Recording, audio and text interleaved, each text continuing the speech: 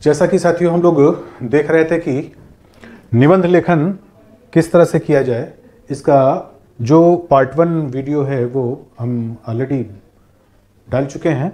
अब हम लोग पार्ट 2 में, जैसा कि हमने आपसे कहा था कि कुछ आपको ऐसी संक्षिप्त ट्रिक बताने की कोशिश करेंगे जिससे कि आपका ये निबंध लेखन और थोड़ा सहज हो जाए, है ना। इसीलिए हमने पिछले वाले वीडियो में आपको बताया, जैसा कि आपको पता ही है, कि प्रस्तावना, मुख्य भाग और उपसंहार के रूप में सामान्यतः निबंध लेखन को डिवाइड किया जाता है। और इस डिवीजन के बाद जो कुछ भी उसमें लिखना होता है, जैसे कि प्रस्तावना में हमको उसकी अर्थ और उससे उसकी संबंधित परिभाषा लिख करके आगे बढ़ना होता है, कुछ प्रश्न करने होते हैं, उन्हीं प्रश्नों के जवाब फिर हम मुख्य भाग में देते हैं, है ना। उनके साक्ष्य और कारण प्रमाण ये उपलब्ध कराते हैं। उसके बाद फिर कुछ इस प्रकार के जो समाधान हैं, सुझाव हैं, उपाय हैं, उस तरह की चीज़ें हम फिर उपसंहार में करते हैं। ये ऑलरेडी आपको पता है। अब हम आज आपको दो खास चीज़ बताना चाहते हैं। पहली बात तो ये कि हम इनके नाम बदल दें तो ये चीज़ें थोड़ी और सहज हो जाएंगी। जैसे प्रस्तावना की जगह पर इसको हम कह दें स्थापना, ठीक है। जो मेन बॉडी है उसके लिए हम शब्द यूज कर रहे हैं व्याख्या। जो उपसंहार या कंक्लूजन है उसके लिए हम यूज कर रहे हैं समाधान। अब देखिए, कुछ थोड़ी सी चीजें आपके जो मानस पटल पर बदल जाएंगी। जैसे स्थापना कहने का मतलब यह हुआ कि जो भी टॉपिक पर आपको निबंध लिखना है, जो भी विषय आपको दिया गया है, वस्तुतः उस विषय की स्थापना करना ही प्रस्तावना का मुख्य प्रयोजन है ना। प्रस्तावना में हमको उस विषय की स्थापना करनी है। कैसे स्थापना करनी है? स्थापना करने का मतलब यह हुआ कि हम उसके अर्थ को बताएं,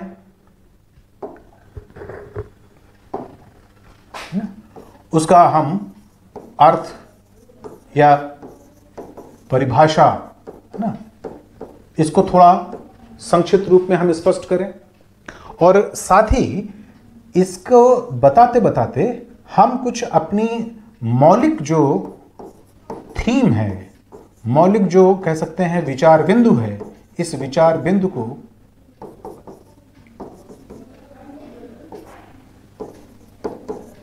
स्थापित करें, है ना।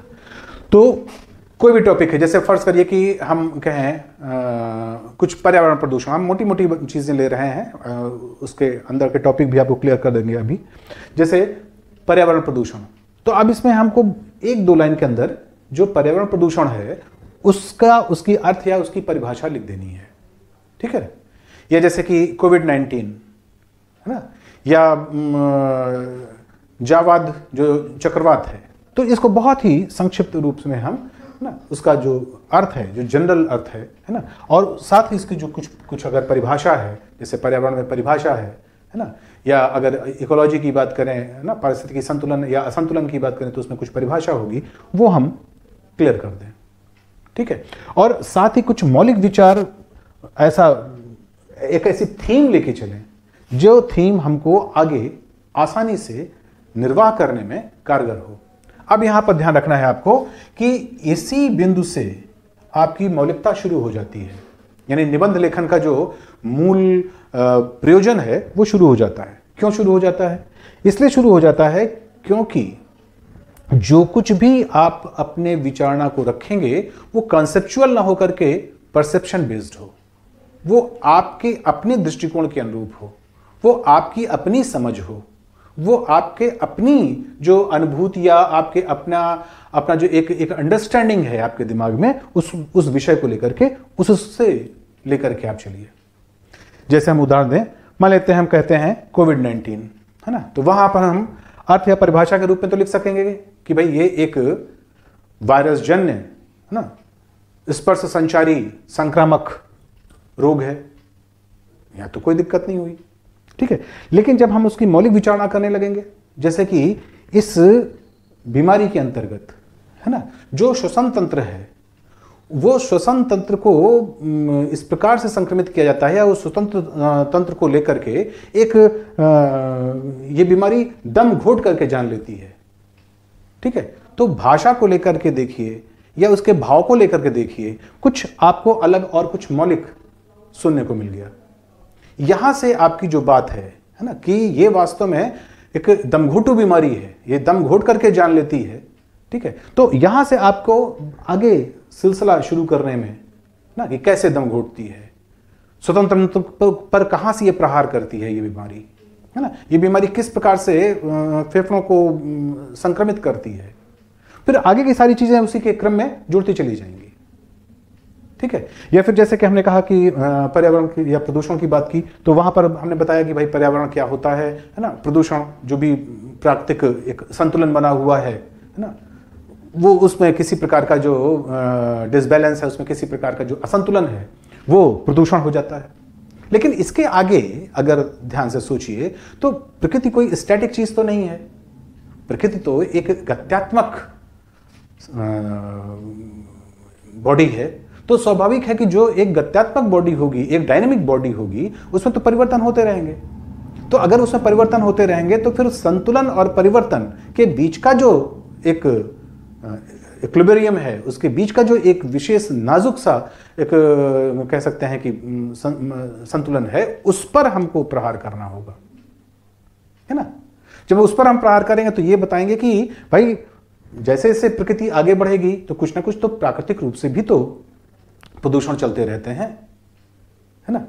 तो उस प्रकार का प्रदूषण और फिर जो और उसको प्रकृति क्या करती है, अपने अंदर से ही उसको अवशोषित करती है, उसको सोखती है, और उसके बाद फिर जैसे जैसे हम आगे बढ़ते रहते हैं वैसे वैसे जो है वो इस प्रकार का जो प्राकृतिक अवशोषण है, प्राकृतिक जो एक प्रकार से कह सकते हैं कि जो प्रदूषण है और जो उसकी प्राकृतिक रूप से जो सफाई है, वो दोनों एक तरह से साथ साथ चलती रहती है। अब इसको हम किस तरह से रखें कि प्रकृति में ही, है ना, अपने आप को शोधित करने की सामर्थ्य होती है। तो जब किसी प्रकार का असंतुलन हम इस स्तर तक ले जाते हैं जहां पर कि प्रकृति अपने आप से उसको संपूरित कर लेती है, संभारित कर लेती है, उसको अपने आप से शोधित कर लेती है ना, तो तब तक संतुलन नहीं होता।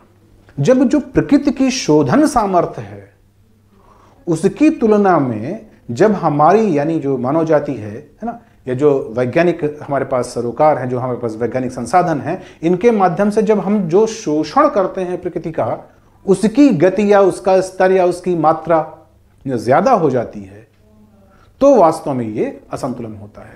इसका मतलब क्या हुआ? इसका मतलब हुआ कि इसको हम संक्षेप में अगर कहें तो प्रकृति के संसाधनों का जो शोषण है और जो प्रकृति स्वयं अपने आप में उसका पोषण करती है, तो शोषण और पोषण के बीच में अगर बराबर है तो संतुलन होगा, और अगर इसमें किसी प्रकार का, है ना, अगर शोषण ज्यादा हो जाता है, पोषण प्रकृति अपने आप को पोषित कम कर पाती है, तो स्वाभाविक है कि संतुलन हो जाएगा ना। जैसे हम अब इसी को कोविड-19 की बीमारी या किसी भी बीमारी के साथ जोड़ करके देख सकते हैं, है ना। उसमें भी तो यही चीज है। ऐसा तो होता नहीं कि हम जब नॉर्मल मूवमेंट करते हैं तो तमाम प्रकार के बैक्टीरिया, वायरस या तमाम प्रकार के फंगस जो है वो हम पर हमला नहीं करते हैं। वो दिन भर चलता रहता है, हमेशा चलता रहता है। जब हम कहीं भी सांस लेते हैं तो निश्चित रूप से उसमें तरह तरह की जो कीटाणु हैं, जो खाना खाते हैं, हाथ कहीं लगाते हैं, तो इस तरह की चीजें चलती रहती हैं। लेकिन हमारे अंदर प्राकृतिक रूप से एक जो उसकी प्रतिरोधक क्षमता है, उसकी सामर्थ्य है, वो हमारे पास है। तो स्वाभाविक है कि हमारी जो उसकी जो प्रतिरोधक क्षमता है और जो ये बाहर से हमले होते हैं हमारे पास बैक्टीरिया, वायरस या फंगस का, तो इनके बीच का एक जो द्वंद्व है, वो द्वंद्व जब तक संतुलित रहता है तब तक हम स्वस्थ रहते हैं। स्वस्थ का मतलब यही होता है ना, अपने आप में स्थित होना। तो स्वस्थ, और जैसे ही हमारी प्रतिरोधक क्षमता की तुलना में जो आक्रमण है वो बढ़ जाता है, या फिर हमारी प्रतिरोधक क्षमता यानी हमारा रेजिस्टेंस पावर जो कम हो जाता है, तो स्वाभाविक है कि हम बीमार पड़ जाते हैं। ठीक वही स्थिति तो पर्यावरण की है। तो किसी भी लेवल पर आप इस तरह की चीजों को जब आप लाते हैं तो वो आपकी मौलिक स्थापना होती है, और यही वो जगह होती है जहां से आपका निबंध आगे के लिए खुलता है। और दूसरी बात, यही वो जगह होती है जहां पर आप आकर्षित कर सकते हैं, अपने एग्जामिनर को नंबर देने के लिए बाध्य कर सकते हैं। ठीक है, थोड़ा सा इसमें विचार करना रहता है। इसकी थोड़ी सी जहां आपने प्रैक्टिस की, धीरे धीरे आपके अंदर ये मौलिकता खुद आने लगेगी, है ना। अब इसके लिए या किसी भी प्रस्तावना या स्थापना की शुरुआत करने के लिए अगर आपको लगता है कि इस प्रकार की चीज नहीं कर पा रहे हैं तो किसी कविता के माध्यम से, किसी कोटेशन के माध्यम से, है ना, या फिर किसी प्रकार की कोई दृश्य उपस्थित करके, है ना, या किसी प्रकार की जो आंकड़े हैं या कुछ इस प्रकार की जो जैसे डॉक्यूमेंट्री शुरू की जाती है उस तरह से आपकी शुरुआत हो सकती है ना। उदाहरण दे देते हैं, जैसे मान लेते हैं कि फिर हम कोविड की बात करें, क्योंकि यही एक दो टॉपिक हम लेकर के आपको समझाएंगे तो आपको ज़्यादा बेहतर ढंग से ये चीज़ें क्लियर होंगी कि कैसे किसी चीज़ को लिखा जा सकता है। तो जैसे अभी हम यहाँ पर कोविड की बात करें तो वहाँ पर आप देखिए, जैसे कोई चीज़ करिए, जब जैसे रईमन बिपदा हो भली जो थोड़े दिन होए, ठीक है, तो स्वाभाविक है कि इस महामारी ने बहुत सी चीज़ें ऐसी की हैं जिसमें कि कुछ इसके पॉजिटिव एस्पेक्ट भी आए हैं सामने, है ना। बीमारी अपनी जगह पर है, लॉकडाउन अपनी जगह पर है, तमाम प्रकार की जो राजनीतिक और सामाजिक गतिविधियां हैं, आर्थिक गतिविधियां हैं, उनका अवरुद्ध होना अपनी जगह पर है, लेकिन साथ में इसने पूरे जीवन को, है ना, एक नया आयाम ही दे दिया है। अभी सिंपली सोचिए, जो हमारे आपके बीच में ये चल रहा है ना, संवाद, तो स्वाभाविक है ये किसकी देन है, वरना क्या जरूरत थी इस प्रकार के ऑनलाइन आपको पढ़ने की और ऑनलाइन हमें पढ़ाने की, है ना। वो तो एक अलग सिलसिला था, एक अलग चीज थी, लेकिन अब ये अनिवार्यता में आ गई ना। तो इसका मतलब हुआ कि स्थापना में हम उस प्रकार की अर्थ परिभाषा बता करके कोई एक मौलिक जो थीम है उसकी स्थापना करें और उसी के साथ दो चार क्वेश्चन करके कि हाँ ऐसा क्यों हुआ, ऐसा कैसे होता है, क्यों, क्या मतलब है इसका, इस तरह की चीजें ला करके हम स्थापित कर सकते हैं। ठीक है, कितना लिखा जाएगा ये ऑलरेडी आपको बता चुके हैं। अब जो कुछ भी हमने स्थापना में रखा है उसी को हमको यहां पे क्या करनी है, सेकंड पार्ट में उसी की व्याख्या करनी है। तो स्वाभाविक है कि उसकी जो ऐतिहासिक बैकग्राउंड है या जो उसकी भौगोलिक बैकग्राउंड है उसके साथ लेते हुए अगर आप काज और इफेक्ट लेकर के यहां पर चलेंगे, है ना, तो स्वाभाविक है कि उसकी व्याख्या हो जाएगी। तो उस विचार बिंदु के कारण और उससे संबंधित जो प्रभाव हैं इनको आपको मेन बॉडी में डालना होता है। ठीक है, कोई जरूरी नहीं है कि उसमें हर जगह कारण और प्रभाव ही इतना ज्यादा हो, है ना। कहीं ऐसा भी हो सकता है ना कि उसके क्या लाभ और हानि है ना, उसके एडवांटेज और डिसएडवांटेज क्या है, इसके आधार पर व्याख्या हो सकती है। जैसे भी हमने कहा कोविड को लेकर के करिए तो उसमें क्या बन जाएगा ना, क्योंकि उसका कारण तो आप कितने लंबे चौड़े करने नहीं हो तो आपके आधी लाइन में निकल गया कि ये वायरस जन्य एक स्पर्श संचारी रोग है।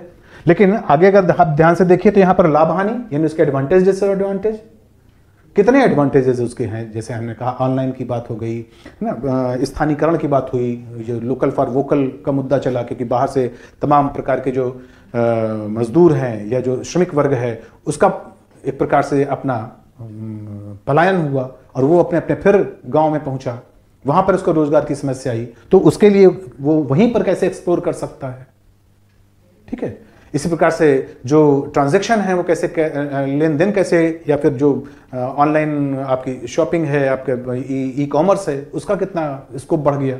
तो तमाम ऐसी चीजें हैं जो लाभ के रूप में भी देखी जा सकती हैं ना। यहीं से आप देखिए आत्मनिर्भर जो अर्थव्यवस्था है उसकी एक राह निकली है ना। और हानि के रूप में देखिए तो स्वाभाविक है कि आप एक तरह से बंदी हो गए, है ना। कितनी इकोनॉमी को लेकर के देखिए, सामाजिक व्यवस्था में देखिए, है ना, हर जगह आपको बिल्कुल अस्पृश्यों जैसा व्यवहार होने लगा, है ना। इकोनॉमी कहां से कहां माइनस, ग्रोथ रेट माइनस में चली गई। तो इस तरह की तमाम हानियां भी हैं। तो एडवांटेज और डिसएडवांटेज को लेकर चलिए। पर्यावरण का जैसा टॉपिक है वहां पर आप उसको काज एंड इफेक्ट दिखा सकते हैं कि क्या क्या चीजें हो रही हैं, ग्लोबल वार्मिंग कैसे हो रही है क्या, और साथ ही साथ उसके कारण क्या है। तो जो भी हमने बताया आपको कि हमने जो है शोषण कैसे बढ़ाया, तो वो जो मशीनीकृत शोषण है, जो ये फॉसिल्स फ्यूल है, यानी जो एक तरह से कह सकते हैं कि जो हमारे पास कार्बनिक ईंधन है, इनकी खपत वगैरह के कारण सब ये काजेस बढ़े, उसी से ये ग्रीन हाउस गैसेस बढ़ी, ओजोन का क्षरण हुआ। तमाम बातें आप ला करके कारण और इफेक्ट के माध्यम से इसकी व्याख्या कर सकते हैं, है ना। पता ही है आपको कि 65 से 70-72% तक आपको इसकी व्याख्या करनी है ना। इसके बाद अगर आप देखें तो इसके समाधान में क्या चीज हो सकती है। समाधान में इसमें आ सकते हैं कि उसके उपाय क्या हैं, फिर आपका अपना सुझाव क्या है, ये सब चीजें किस में आएंगी? समाधान में, यानी उपसंहार में। तो उपसंहार में कभी भी आपको कारण की समीक्षा नहीं करनी है, आपको प्रभाव की समीक्षा नहीं करनी है, बल्कि वहां पर आपको दिखाना होता है कि क्या सजेशंस हैं, क्या उसके हमारे पास क्या उसकी रेमेडीज हैं, है ना। अब वो रेमेडी कहां हो सकती है? वो रेमेडी गवर्नमेंट ने क्या की है, समाज क्या कर सकता है ना। जैसे सोचिए कि वो ये महामारी को लेकर के चलिए, तो महामारी में आपके पास आपने देखा कि किस तरह से इसमें उपाय और सुझाव सिखाए गए, है ना। आप भी अपनी तरफ से कोई एक सुझाव प्रस्तुत कर सकते हैं। आपका सुझाव यह हो सकता है कि भाई इस तरह की किसी भी महामारी, क्या किसी भी बीमारी से बचने के लिए सबसे बढ़िया होता है कि आप जो मूल मंत्र अपनाएं वो ये है, prevention is better than cure, है ना। कि हम उपचार से बेहतर है निवारण, तो हम निवारण पर ही क्यों ना ध्यान दें। तो उससे हमें कोई कोविड-19 क्या कोई भी बीमारी नहीं होगी, या उसके जो चांसेस हैं, उसकी संभावनाएं हैं वो न्यूनतम हो जाएंगी, है ना। तो इस तरह की कोई चीज आप दें, लेकिन कुछ बातों का ध्यान रखना है आपको कि कभी आपको नेगेटिविटी नहीं आनी चाहिए, निराशावाद नहीं आना चाहिए। ऐसा नहीं लगना चाहिए कि अब कुछ नहीं हो सकता, महामारी हो गई अब इसके बाद दुनिया खत्म हो जाएगी, है ना। या पर्यावरण प्रदूषण इतना हो गया कि अब दोबारा ये सुधार नहीं सकता, है ना, अब एक जल प्रलय होके रहेगी। इस तरह की नेगेटिव बातों का आप समाधान नहीं दीजिए, है ना।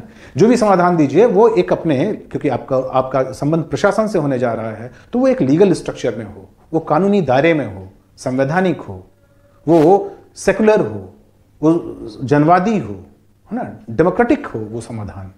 और उस प्रकार का जो आप समाधान या सुझाव प्रस्तुत करते हैं अपनी तई, वो ज्यादा बेहतर होता है, बजाय ये कि ईश्वर के ऊपर छोड़ दीजिए, नैतिक मूल्यों पर छोड़ दीजिए, लोगों की मानसिक मानसिकता के ऊपर छोड़ दीजिए। इस तरह की जो आदर्शवादी बातें हैं उनको कम से कम आपके निबंध के संदर्भ में, है ना। हाँ, वो कोई साहित्य में लिख रहा है वो ऐसा कर सकता है, उसके पास ये अधिकार है, लेकिन आपके पास थोड़ा सा ये अधिकार सीमित हो जाता है, क्योंकि आपको प्रशासन में जाना है, तो आपको अपनी समझ प्रशासनिक ढंग से बेहतर करनी है ना। वहां पर इस तरह की चीज डाल दीजिए, है ना। और अब यहां पर आप कोटेशन से बंद कर सकते हैं इसको, जैसे हमने ऊपर से आपको पहले बताया ना कि प्रस्तावना वाला हिस्सा वो किसी कोटेशन से भी शुरू कर सकते हैं, उसके सामान्यतः उसके अर्थ से शुरू कर सकते हैं, उसमें किसी प्रकार के प्रश्न पूछ करके शुरू कर सकते हैं, किसी प्रकार का एक मार्मिक दृश्य प्रस्तुत करके शुरू कर सकते हैं। जैसे आपने यहाँ पर कोविड की शुरुआत यहाँ से भी कर सकते थे कि कितना वो मार्मिक दृश्य कौन भूल सकता है, जब पूरा देश देख रहा था कि एक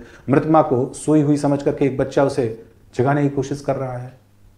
बस एक दो लाइन की बात, छोटी सी कोई कथा दृश्य उपस्थित कर दीजिए, लेकिन वो मार्मिक हो, है ना, वो जुगुप्सा पैदा करने वाला ना हो, घृणा पैदा करने वाला ना हो कि गंगा में तैरती लाशें, ना इस तरह का नहीं करिए, क्योंकि शुरुआत से ही आप उसका मूड खराब कर रहे हैं और अपना भी, है ना। कुछ मार्मिक बात जो हृदय को छुए, जो उस चीज को बिना कुछ कहे बयान कर दे, है ना, इस तरह की कोई चीज अगर आप शुरू कर रहे हैं तो उसी तरह से आप उसका अंत भी कर सकते हैं, है ना। कि कोई भी मासूम बच्चा जो एक अबोध बालक है ना, वो समय के साथ फिर खिलखिलाएगा, उसके पास तो खुद ही रेजिस्टेंस पावर बहुत होती है ना। उसके माँ बाप को भी समझना होगा, उसके बाद फिर एक बार फिर समाज एक नए माहौल में, एक नए विंग से एक नए स्विंग में आएगा।